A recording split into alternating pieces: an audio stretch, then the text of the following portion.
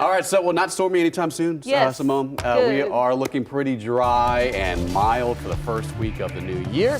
And if you liked last night's weather in the last couple of days, it was cooler, but now we're starting to change weather flows. Matter of fact, today is 72. Tomorrow, for your Friday, 84 degrees.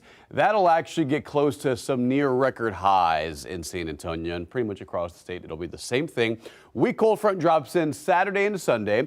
And then we're still, despite the cooler air, we're still above normal. So average high this time of year, 63.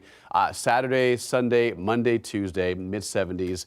And slightly cooler air for this weekend, especially on Sunday, but not by much, considering we should be stopping in the lower 60s in early January. So very warm for this time of year, but not bad considering, in July and August, we're in the hundreds, we're in the 90s. So this is the time of year where we start to really enjoy the weather, even though it's a little warmer than normal. All right, so there's a live look around town, mostly quiet. We have some high level clouds moving in. It was cold this morning. Matter of fact, a little skeptical on this. Kerrville dropped to 31, but you consider where Fredericksburg was at 35, and I think this is bad data. Rock Springs at 48. I believe they got down to the mid-30s as well.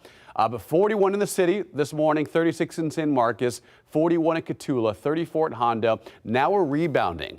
We're near 70 in several locations. Timberwood Park at 67. Near that at Lackland, 68 at Stinson, and 67 over at Hondo. 71 at Austin, zooming out, showing every county on the map. Pretty nice weather across the region. Still in the 50s out near Del Rio. They're at 58 degrees at this hour under a lot of sunshine. And then I would say through the afternoon hours, we'll continue to see more cloud cover.